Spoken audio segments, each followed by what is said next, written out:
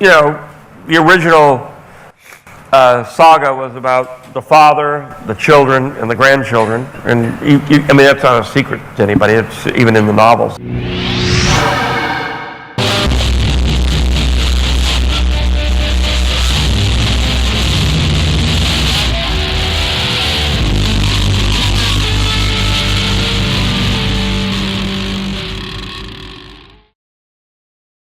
Darktide Ruin is the third book in the New Jedi Order series and is also the second book in the Darktide duology written by Michael Stackpole.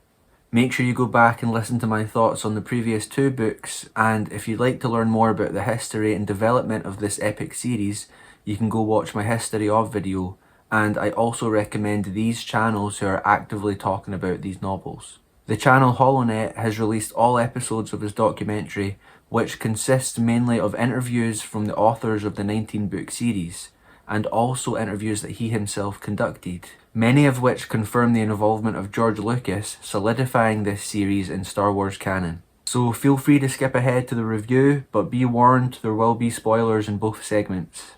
So we start out with Yuzong Vong warrior Shadao Shai, who's connected to a ship called the Legacy of Torment. He looks out over Debrillion and thinks that this is what it must feel like to be God. The Vong priests had prophesied that this galaxy would be their new home. They had sent scouts 50 years prior and has since been training to rid the world of infidels. Through the ship, Shadao was also able to telepathically connect to the reptile slaves who are down on Debrillion. He's wearing their memory like an Uglith masker. His grandfather had perished on Bamil, which you'll remember is the skull that was recovered in Onslaught. The Jedi claim to want peace, but wield lightsabers that can take life. They hide behind the Force to justify their reliance on technology.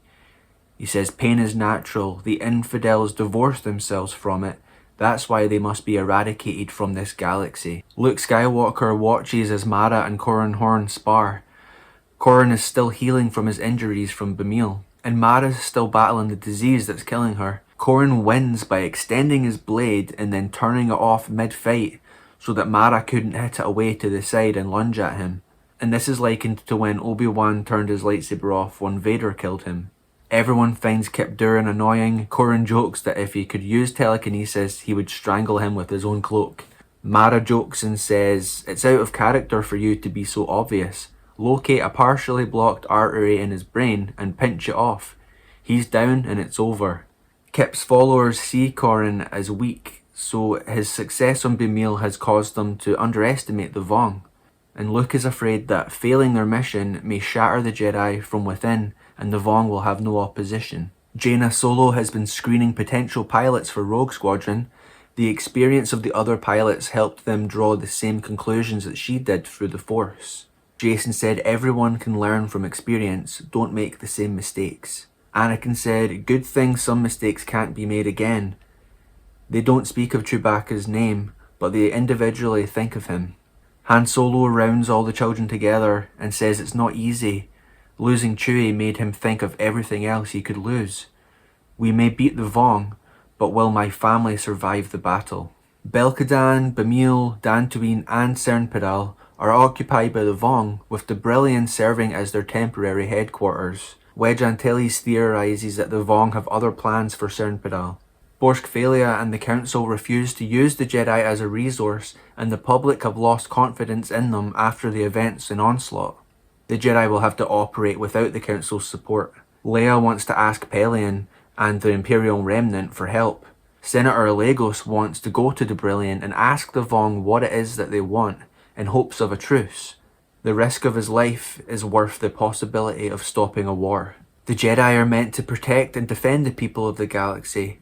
The distinction between protectors and warriors is critical to avoid seduction of the dark side. Ganner Rysode argues the semantics of defensive and offensive. Luke thinks his success in the past gave birth to a myth about the Jedi, and now he wants to set the right example, being a symbol of hope. A Jedi called the Sharakor disagrees with Luke's decision. She said the Vong will reach Coruscant, she can feel it. Luke reasons that if they go on the offensive, the Vong would be replaced with 100 Darth Vaders. Jaina gives Jason some good advice. She says, "Focus on what you are doing now, Don't worry about the past or what might happen in the future. Jaina is surprised that Jacen hasn't realised this already. He always looks beyond things. It's not a matter of is this mug half empty or half full, but if it's the right mug and if the right stuff is in it. She recognises that Jacen questions what he's been taught about being a Jedi, that he wants to learn to become the ultimate Jedi. Jacen and Jaina embrace as if it's the last time. They aren't playing kids games anymore. They need to be focused or be dead. They need to get through the mission at hand and then worry about the future. That's a winning strategy. The Imperial Remnant needs to be informed that they shared the same fate as the New Republic. Leia sees the Chimera. Her and Danny Quee meet with Paleon, who's wearing a Grand Admiral uniform. Paleon had undercover agents in Debrilion and on Belkadan at the Exgal station. Anakin has set up a database for Jedi to update their mission status. There are 15 files on it with descriptions like Death Star, Suncrusher, Darksaber, Eye of Palpatine. The files are about super weapons and where they were built. They think one of the students who's grieving over the death of Miko Reglius has pulled the files to have technical specifications to build a weapon to use against the Vong. Shadao Shai has a grudging appreciation for the enemy and how they operated while under attack. Senator Alegos Akla appears before Shadao Shai. Alegos is placed under his protection so they can teach and learn from each other about their ways. Corran, Ganner, Jacen and some Noghri are in a shuttle called the Lost Hope, rigged with BioWare to make it look like whoever on board died in a crash, then exit the ship in a smaller shuttle called Best Hope.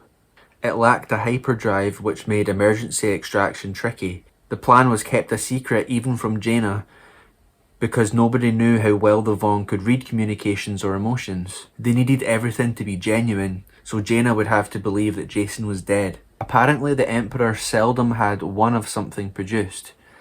The second Death Star, called the Lizonkia, was given to Icen Iceheart as her personal playground, and it was in production while the first one, the Executor, had been presented to Darth Vader. Apparently there had also been a third partial Death Star. Luke sometimes wondered if there were more of the Emperor's vicious abominations out there undiscovered. Mara concludes that there could be another Eye of Palpatine out there. They've come to the conclusion that Desharakor is the Jedi that's after the super weapon plans. They come across a man called Chokka who might know where she is. Later, Anakin tells Chokka that if it was a hero's job to save people from their own stupidity, they would never have a free moment. They actually start to bond a little over talking about Chewie's death and the idea of losing people you care about. Jaina feels betrayed that Gavin Darklighter wouldn't have informed her about the plan to fake Jacen's death. She had to quickly catch her outrage and break it down. She was bordering on the arrogant attitude Kip Durin and his followers embraced. They also hadn't informed Jaina to show the other pilots that they don't play favourites just because of her heritage. They now need to scout Cernpedal to find out what is going on there and have located a route disguised by debris from the destroyed planet. Clinging to the fragments of the planet were large snail-like creatures big enough to house a flight of X-Wings. These snails are involved in the process of growing a ship the size of a small moon. It's about the same size as the Death Star, but it has no reactor, it's alive. The Yuzong Vong are growing in army. There's humans with growths all over them, horns and ivory armor plating. Jacen now reflects Luke's wisdom. They should do something to help these slaves, but their mission is to scout out Vong operations. They want to gather samples to possibly prevent future slaves from growing these growths. Shadao Shai beats up his subordinate who questions him for spending so much time talking to Alegos. Alegos is starting to understand the philosophy of the Vong, that pain is the only constant and should be embraced. There's a reference to the Chiss Admiral who studied art to understand his enemies. Shadao admits that the New Republic have a resistance that could prove troublesome. Anakin and Choco search for Desharakor. Anakin has a run-in with her and she slams him against the wall. She means to keep him in her company for her own purposes. Ganner wouldn't ask Jacen outright what it was like to fight a Vong, but gave him ample opportunity to. He wanted reassurance that he could defeat one if he had to. Jacen understood that his uncle's training was incomplete, but the Emperor had been so thorough in eradicating the Jedi that any documentation of them left behind was altered and not very useful for learning more. We also learn that Ganner has a yellow blade. which is pretty cool. Desharakor wants Luke and Mara to bring her the Emperor's Eye in exchange for Anakin. Choco then comes to Anakin's rescue, but he's shocked to find out his Isla skin doesn't stop her Force ability. Anakin said it only works if it's alive. She tells Anakin that his life of privilege means he can't understand what she's doing. She asks if he would kill 1,000,000 Vong to bring back Chewbacca. He said their deaths wouldn't match his heroism. Anakin uses the Force to throw Choco's blaster at her head, which knocks her out. Jacen had thought of leadership as a form of power, but he now realised that the leader had to make decisions and bear full responsibility for the consequences. Ganner's face has been slashed with an amphistaff. He asks one of the Noghri to close his wound with a cauterizer. Jacen recommends he wait for a Bacta, or else he would have a scar across his face. Ganner wants the scar as a reminder of his former ignorance towards the Vong and to other Jedi. He even refused a sedative to make the pain memorable. While attempting to recover Jacen, Corran and Ganner, Jaina and Rogue Squadron are met by the Vong in full force. Pelion arrives in the Chimera. He had often hoped to surprise the New Republic in just such a situation. Imperial remnant forces then shift the balance of the battle. Upset with his subordinate, Shaddai Shai crushes his skull with his foot. He refers to Corran Horn as Silverblade. He then suggests that Alagos be his ambassador to open up a dialogue with the New Republic, to deliver a message that the Jedi couldn't possibly fail to understand. It's discovered that there's a tree on Garkin that produces a pollen which the Yuuzhan Vong's armour is allergic to, which made it swell up and crush the Vong inside. The New Republic hoped to defend the planet Ithor against the Vong, as these trees are native to that planet. Luke is concerned that the Ithorians will not genetically manipulate the pollen samples to create a weapon. They are a peaceful people, and the preparation for this battle would shatter their society. Pelion is then asked to be in command, reiterating that Thrawn studied a culture's art to understand them. He doesn't know what Thrawn would have made of the Vong. But there are a few Chiss from the outer reaches that are eager to fight them. Jaina talks to Ganner and says she's sorry that he got hurt. He said, "I'm not. Before I got this scratch, it was easy to believe in my own invincibility. I was arrogant enough to think I was perfect. That's a trap Kip, Worth and their followers are falling into." Jaina and Ganner sense someone strong in the Force enter the room. He skips the politicians and walks to Jaina and introduces himself as Jagged Fell. He tells her she's tough to kill in the simulations, which is high praise coming from the Chiss. The politicians believe he avoided them because they aren't human. He said if they believe that, then they are stupid. I ignored them because they are politicians. They claim he's xenophobic. Jagged reminds them that where he comes from, he is the minority, raised among the Chiss people as the alien, that he earned command of his squadron, and the Chiss competed to join him. He points out that they failed to see that he did greet his host, an Ithorian, and Admiral Creefy, a Bothan. He has come to help them fight the Vong, and what they choose to see is some spectre of the past. Jaina says, "We will save the Ithor." Jagged states, "We will win the battle, but its salvation is out of our control." Jacen felt jealousy that Jaina was preoccupied with Rogue Squadron, but he was proud of her flying ability. He had decided to try and be the kind of Jedi that Luke and Corran were, but he still had a sense of dissatisfaction haunting him. He asked himself, if the Force is something that binds all life together, could killing be in any way justified? The Ithorian customs meant that no one could stand on the planet's surface. The Jedi were urged to find peace among themselves by making public declarations. Luke goes first, stating that he gives up the responsibility. He trusts everyone to help carry the responsibilities he's carried on his shoulders. Jacen struggles to find the inner peace that he can feel coming from everyone else. Anakin retreats from assuming more than he should. Desharakor denounces hatred. She said it made her do stupid things. She will stop the Vong because they must be stopped, but she will not hate them. Corran ditches fear. All his life he's been afraid of failing those around him. Failure isn't an option here, so fearing it is pointless. Ganner gives up pride, and Jacen was then surprised by the simplicity of his own answer, which brought him peace. I renounce the need to know now what I will become later. Looking to the future, I have ignored the present and my role in it. The present is too critical. Worth Skidder renounces weakness, Kip Durin rejects pride. The Jedi are then welcomed into the fold of the Ithorians. Desharakor hadn't understood why she did what she did until she articulated herself. She understands that opposing the Vong is okay, but she doesn't do it for the wrong reasons. Seeking retribution is wrong. The revelation that Vong armor fell prey to natural elements stunned Shadao Shai, as it had serious implications. Every attack could be a potential disaster. He doesn't want to annihilate Ithor, but he wants to plot an assault there, and on Agamar. If they can't make their armor immune, they will fight without it. He then puts Dean Leon in charge of the assault, who then goes on to talk to a Villip, where we learn that he is serving someone else to try and overthrow Shadao. We get some really good personal moments between Luke and Mara.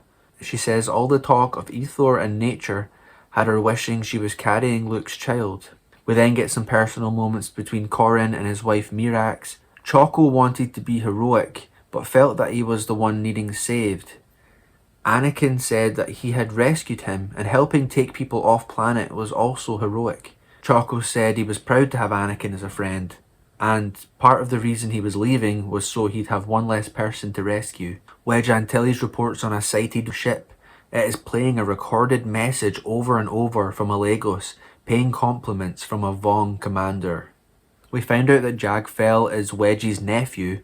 Jaina finds him attractive but stops herself from thinking that way during this time. Jaina's involved in hauling back this ship.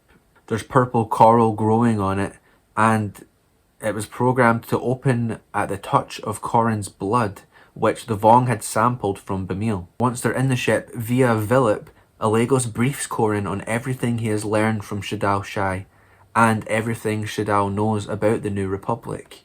Corran then opens a container. Inside is the dead skeleton of Alagos, which has been altered into a morbid sculpture. Shadao Shai appears in a Villip between its legs.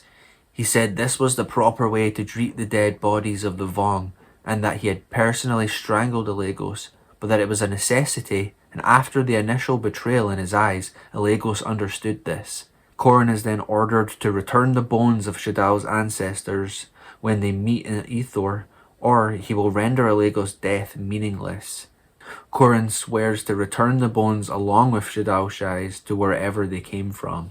Although Ithor was being evacuated, Borsk Phalia stayed behind, and Corran didn't want to know if he was brave or stupid. They could use a truce. Corran offers the bones as bait. He knows it wouldn't work, but Shadao also wants him.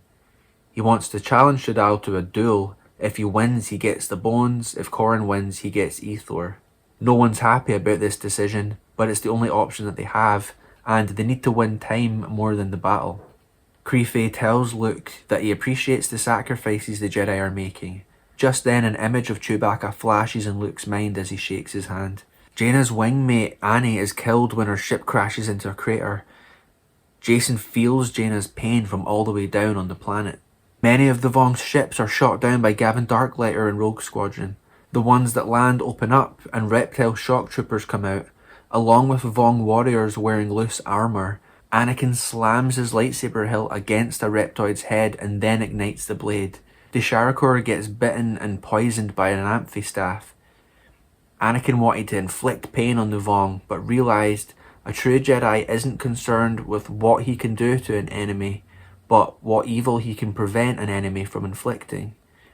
He uses the Force to help her lift her lightsaber just enough to deflect another slash to the throat. The New Republic uses a false structure and arms it with droids made from spare parts to offend and distract the Vong, giving them a target. Shadao Shai realises just too late, and the building explodes and collapses, taking out many of the Vong. There's then an epic scene where Mara takes on 4 Vong warriors to help Kip and Worth.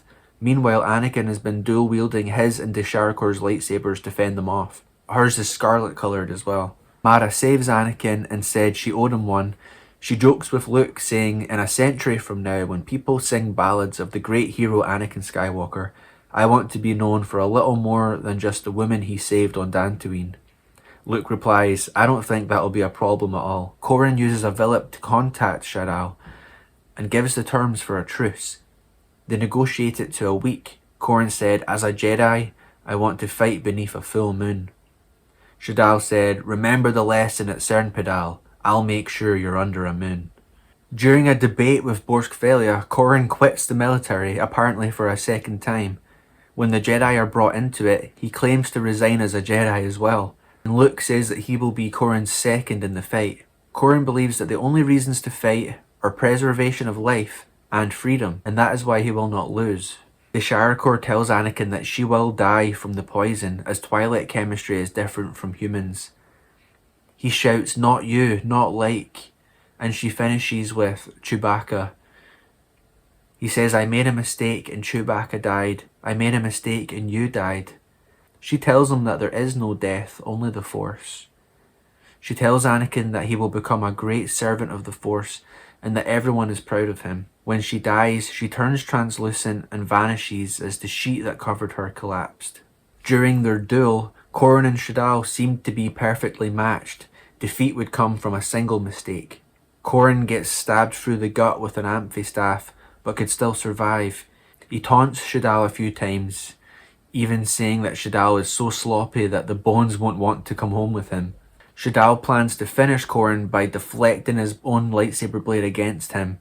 Corran turns off the blade so Shadal is met with no resistance. His amphistaff stabs into the ground, and Corran presses his lightsaber into his stomach. The blade hisses and light pours from Shadal's mouth before he vomits black blood. Corran then takes Shadal's mask as a symbol that the Vong are not invincible. Upon his return to the Legacy of Torment, Dane Leon assumes command of the Vong fleet. He sends out 12 seed-shaped Yorick coral pods. They're not as efficient as coral skippers, but are unpiloted and possess a measure of intelligence. They were able to use the Dovin basils to speed their descent down to Ethor. They dropped an aerosol mist over the jungles. The bacteria in the mist began to metabolize everything it touched and began to reproduce, causing black slime. It was almost acidic, dripping and spread through the forests onto the creatures which devoured them, and wilted the grass and washed into the colony pools. This black flood coursed through the Ethor jungle, destroying everything it touched. The planet's temperature began to rise, the oceans darkened. It dissolved all traces of Shadal Shay's body. His death was supposed to save the planet. Dane Leon's master is revealed to be someone called Savang Law. Admiral Creefy and Palian utilize a large shuttle with gravity well generators to essentially suck the Legacy of Torment toward the planet. Every defense ship utilized the same data feed to target proton torpedoes at the Legacy of Torment. The first wave blew a hole in the ship, and the second ignited the ship's atmosphere. Dane Leon was killed as a fireball expanded into the bridge. The remains of the ship crash into Ethor, leaving it ablaze as the rest of the Vong fleet disappear into space. The planet burned with the hopes of the New Republic. Palian admits he's learned a lot from Trias Creefy, but doesn't believe surrounding planets with the Imperial Remnant's fleets will stop the Vong next time. Borskfelia is being praised as a hero for his bravery during the first wave, and Corran Horn is being called the man who killed Ethor. The Jedi are being ridiculed, and the military will have senatorial oversight. Palian said he will return when his people are more afraid of not being involved. He just hopes it won't be too late. Jaina feels guilty over Annie's death, and that she didn't know more about her, and she couldn't keep her alive. She now knew how Anakin felt about Chewie. Anakin lets her know that Annie didn't die hating her. Corran sits Shadal's mask in Alagos' lap, saying your murderer is dead. He said he almost fooled himself that he did it for Ethor and not for his friend. While briefly hesitating before killing Shadal, he felt the calling of the dark side. He suggests that the Jedi abandon him, but they refuse to give in to fear. Despite this, they are convinced to let him shoulder the blame. Jacen isn't happy about this, and Corran reveals that some of their fears about vengeance and the dark side are true, that he's not totally innocent. Jacen couldn't believe that Corran had done everything he could for Ethor, but that the Jedi were giving in to political manipulation, especially that his uncle was going along with it. Corran asks Jacen and Ganner to support Luke because the other Jedi and followers of Kyp Durin will see his leaving as a victory. Corran says he's sorry for abandoning them, but if the time comes when the people call for the return of the man who killed Ethor, then the invasion is truly beyond saving. Now, what did I think of the novel? Darktide Ruin is a brilliant continuation from Onslaught. I'd written down here that I enjoyed the story of Onslaught more, but while recording this, I'm leaning more towards Ruin. It really dives deeper into the Vong and how they've reacted to everything our protagonists have encountered and left behind in Onslaught. The Vong culture is still being unravelled, and we learn a lot more about how they operate and how their life philosophy is basically the antithesis of what our heroes are in the galaxy. Personally, I really appreciate how most of the characters have a real respect for life. There's a lot of discussion about morality and preemptive attacks, even on the Vong, who seem to have no regard for life. They're really unsettled by the way some humans behave. There's a lot of self-reflection among the characters and coming to some harsh realizations of how they've conducted themselves in the past. Stackpole gets a lot of credit for how he writes space battles, and I don't see him getting much praise for something I've noticed, which is, although it can be a bit cheesy sometimes, he's really good at writing romance, creating these really special moments between lovers and creating bonds and friendships between other characters. And this book really solidifies Corran Horn as one of my all-time favourite Star Wars characters. And it's not just because he has the coolest lightsaber in the entire franchise. The events leading up to the conclusion of this novel will have you turning the page. The book has loads of payoffs that you might not have seen coming and pushes the story forward in a really exciting way. In retrospect, I think this novel has a lot in common with Attack of the Clones. And you might wonder why I'm saying that, but it feels like it's got a bit of everything. It's got that mystery aspect, kind of like the detective storyline where Luke, Mara and Anakin are searching for Desharkor. You've obviously got romance between Luke and Mara, Corran and Mirax, a little bit between Jaina and Jagged Fell, the military operations with the Imperial Remnant and the New Republic. There's a lot of lore being created in this novel, especially with the Vong, and you get that great good versus evil, which is in all Star Wars, especially with the end duel with Corran and Shadao Shai. There's plenty of drama, especially with the way the Jedi are being treated by the Council. Jason is still sort of questioning his training and how he fits into everything. A lot of minor character deaths. And the last comparison I'll make is you get a good few dozen Jedi fighting Vong on the ground. And while reading it, I got kind of images of the Battle of Geonosis, all the Jedi fighting together. But then you've got the added aspect that Jedi during this time all have different lightsaber blade colours, so you get these really cool visuals, especially if you've seen some of the illustrations of Vong. There's a really great dynamic there. So that's all I've got to say about the novel at this time. Make sure you tune in next time for... what book are we reading? It's Agents of Chaos Part 1, Hero's Trial by James Luceno. So I hope to see you all there. I'm really looking forward to getting into it. And for now, as always, long live the expanded universe and lang may your limbs reek.